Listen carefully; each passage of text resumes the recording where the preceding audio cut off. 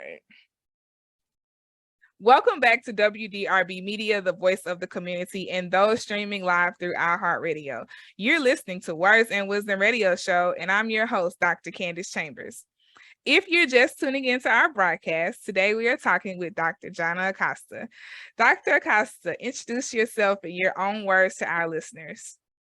Yes, I'm excited to be here. So yes, my name is Jatnna Acosta, and I am a Dominican-born Brooklyn native who currently lives in Charlotte, North Carolina. So basically what that means is that I was born in the Dominican Republic, and then I moved to Brooklyn, New York when I was 6 years old, and that's where I had most of my upbringing. That's where I can say that I really was primarily raised, with the occasional visits back to the Dominican Republic during the summer. And then, so I moved to North Carolina for college when I was 18 years old, and I've been here ever since. I completed my bachelor's degree in elementary education from Wake Forest University. So Winston-Salem was my introduction to North Carolina, and my master's in curriculum and instruction with the teacher leadership track from Gardner-Webb University, and then my PhD in curriculum and instruction under the urban literacy strand from the University of North Carolina at Charlotte. So I started my career in 2014, right out of college, as an educator, and I've been doing that in one capacity or another ever since. Wow, what a journey. What a journey. So let's backtrack just a little bit. So with your journey to the States, like what was it like immigrating to America as a young girl? Yes, I mean, I don't remember much of it because I was young, but so I was raised by a single father. So I know that a lot of the things that he has shared, and, most of the memories that I have, we definitely were living in poverty in the Dominican Republic. We were homeless for a while. So coming to the United States was like the opportunity of a lifetime. And, when we got here, when we got to Brooklyn, luckily we had the support of other family members who were already living and working and able to help my dad kind of get situated, help him get a job, enroll us in school. But it was definitely, I like I said, I don't remember much, but I know that it was like a big shock. I remember specifically, and my dad often jokes about like me crying often, saying, okay, can we go back now? Like, okay. And then as I got older, I got more used to it, and I learned to appreciate kind of the circumstances that we were in. Even though they were not ideal, they were better than what we had in the Dominican Republic. And it was good for me too, as I got older, to have the perspective when I traveled back for my summer breaks to see like, wow, like, it would be a whole lot harder for us if we stayed here. So it was an interesting experience. Yes, I can imagine. So you all came to America, and then let's talk about high school. So what was that transition like from high school to college? Just tell us about, your senior year, you deciding if you wanted to go to school. Like, what did that look like, transitioning into college? It was kind of crazy. So my middle sister was in a little bit of trouble, and my dad had to leave me in Brooklyn by myself. Well, not by myself. I stayed with my grandmother, but my immediate family had to relocate for that reason. And so I stayed in Brooklyn by myself for a while, for that year. And I thankfully had the support of a teacher slash mentor slash like mother figure, who she took me under her wing, and she showed me the ropes. And it was challenging, just in the sense that nobody in my family knew the system. Nobody in my family knew the college application process. Nobody in my family had been to college. So I was the first in my family to even consider college. My dad was, he was hard on himself about it. So he would often say like, you might just need to go to community college because we might not be able to afford it. And I had that teacher mentor, and she helped me to enroll in a mentorship program that really helped me with that application process. And, luckily I was granted the Gates Millennium Scholarship, and that helped to alleviate a lot of my financial worries. Now, the transition there were still aspects, culturally and socially that I had to adapt to, but it was a huge blessing to kind of have that financial worry off my mind. Yeah, I bet. So yes. If people don't know about the Gates Scholarship, like tell them what that included. It's like the skies open up and God drops you the biggest blessing. But no, seriously.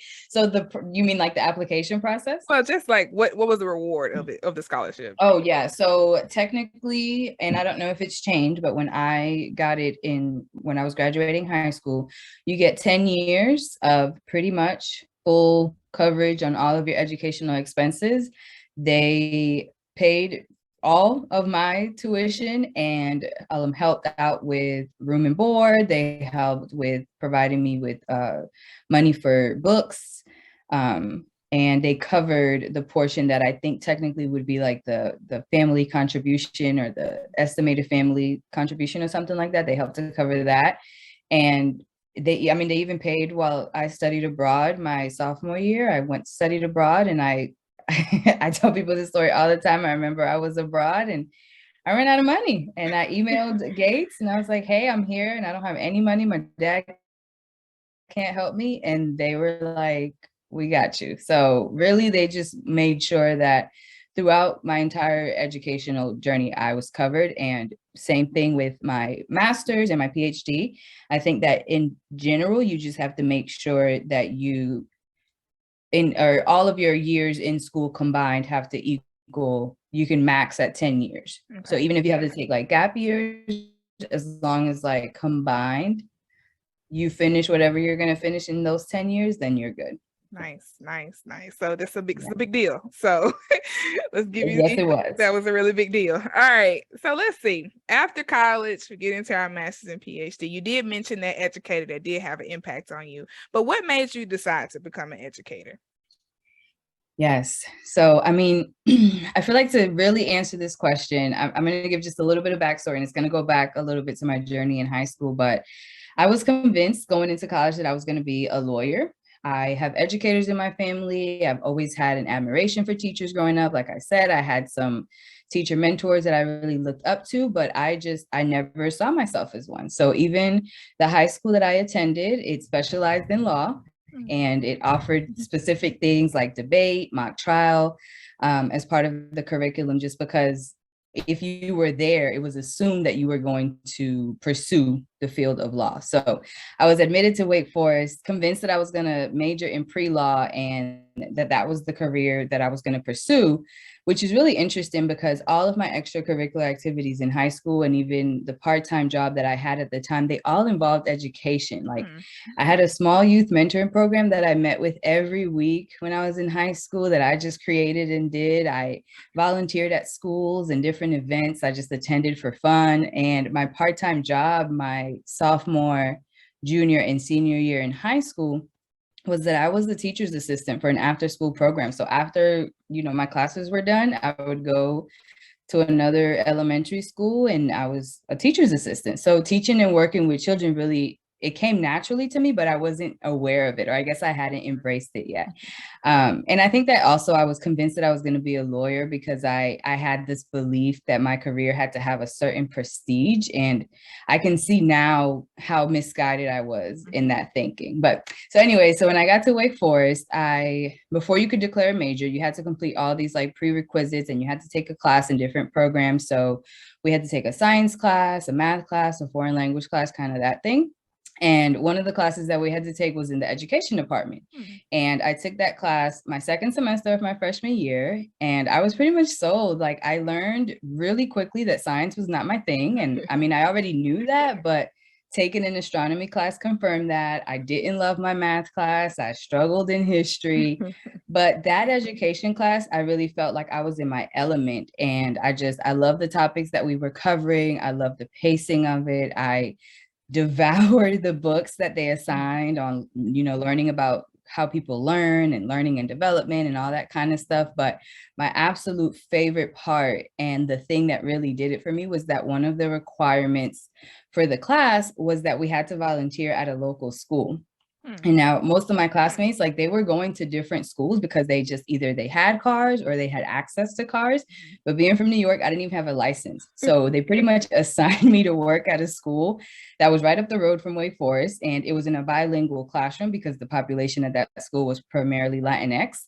And I went into it, I didn't even know that bilingual programs were a thing. As an emergent bilingual myself, and having grown up in, ESL programs and kind of receiving those services, I was blown away by the concept. And this was it was considered a developmental bilingual program. So essentially the students that were in it were identified as either being completely monolingual in Spanish, or they just didn't have enough English proficiency to be successful in kindergarten based on the assessments that they did. Okay. And so they were taught all of their foundational skills in their native language, and then eventually made the transition to learning English in like later years once they had that foundation. So all of the students in the program were Latinx. The teacher that I worked with was Latinx. And I just felt like right at home. It really felt like for the first time that I belonged in an educational setting. Nice. And that was really important to me, I think, at that time. And I think that I like gravitated towards it really strongly because of the experience that I was having at Wake Forest, where I felt like a complete outsider. So it needed that, it just didn't take long to develop the relationships I wanted to commit to that work. Okay. Wow. Wow, Jatnna. Well, Dr. Acosta, I'm sorry. This is really inspirational, just like this idea of belonging, and then you found that when you were in education. So tell us just a little bit about Latinx identity development. I think this connects really well to this larger concept that you experienced. So just tell us a little bit about it. Yeah. So, I mean, Latinx identity, just in general, is really just having that understanding of who you are based on your cultural and your racial background. And I mean, I can say a little bit why it's important to me, and then also talk about it a little bit more generally. But like for me personally, it's important because it's my life. So as a Latina, my lived experiences have really revolved heavily on my own identity development, and I've had to come to understand myself as a person. And of course, that has a lot to do with my cultural, my racial, my linguistic, all of those backgrounds that I have and that I kind of bring with me in all of the spaces that I enter. But just more generally, Latinx identity is really just, and it's important because just like other marginalized or minoritized communities, the voices and the identities and the experiences of the Latinx are excluded. So that population is on the rise. And so having a better understanding of the student population, which in schools is also rising, it's pivotal right now to make sure that we have as educators, that we have a good understanding of what identity formation is in general, because significant changes need to happen. So that means like understanding the changes that need to happen within the curriculum and things that need to be implemented in the classrooms, as well as policies and regulations and other things like that that need to be adhered to kind of nationwide. Yes, yes. All right. So I'm gonna push the envelope a little bit. So if there are some educators who are listening, and they have students in their classrooms that are of Latinx identity, like what are some strategies or tips that you can share as far as this, identity formation, or just making sure they feel included in the classroom? Yeah, I mean, I think the bigger thing, and just about identity formation in general, but definitely when it comes to like that cultural racial piece, is understanding that there's no one size fits all, right? And like the identity development experience that I had is not going to be the typical or the norm for everyone. And so taking the time and making sure to acknowledge that, and to acknowledge even the differences of the identities, the Latinx identities within one classroom. They might be, they might be in the same classroom and within the same age group, but they might have had different experiences. Some might have been immigrants, some might be, native born in the United States.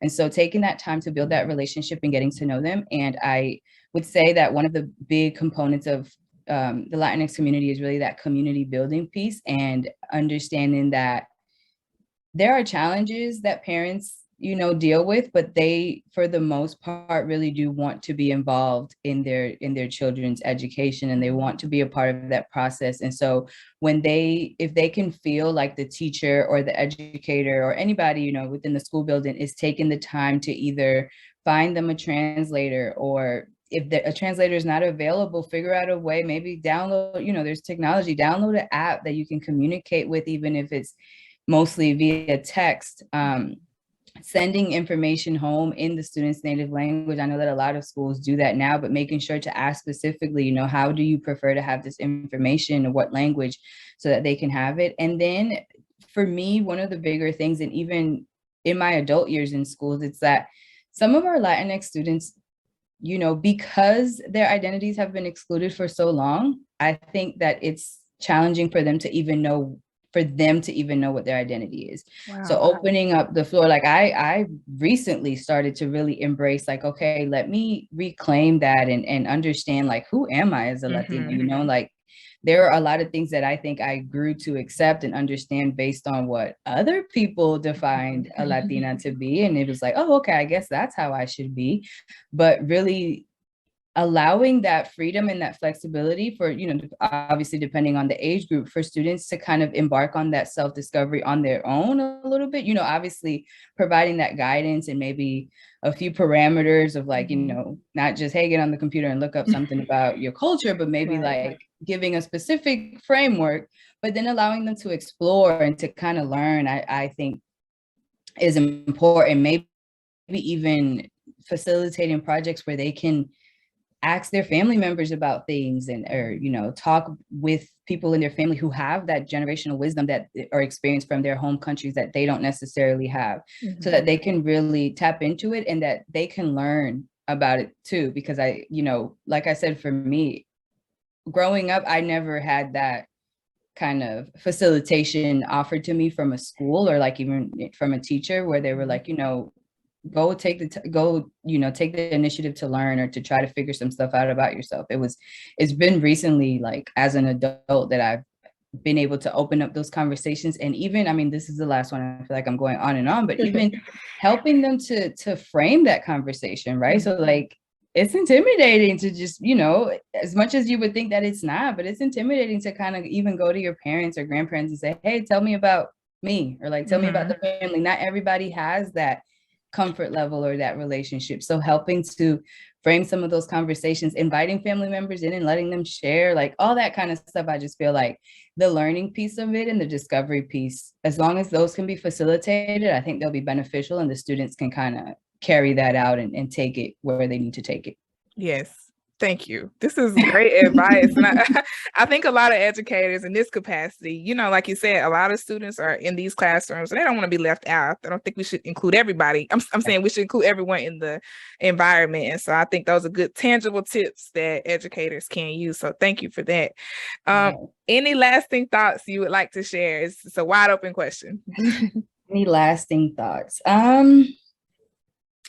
I don't know. I mean, I think just going back to that piece about the importance of identity formation and understanding identity formation, I think that we really need to make sure that we're moving the needle and like engaging in that like radical transformation on how we're being responsive and responsive to, and also sustaining the identities of our students within our school systems. And I believe very strongly in making sure that Latinx students and all students in marginalized groups are provided with the opportunities to really develop those positive racial ethnic identity developments in the learning environments that they're a part of. And that, we can really emphasize the academic and all of the achievement that needs to be made because of whatever standards and things that we have to meet.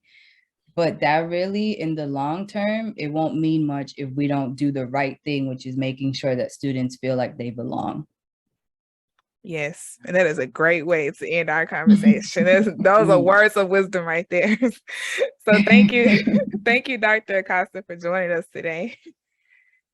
Thank you. I appreciate it.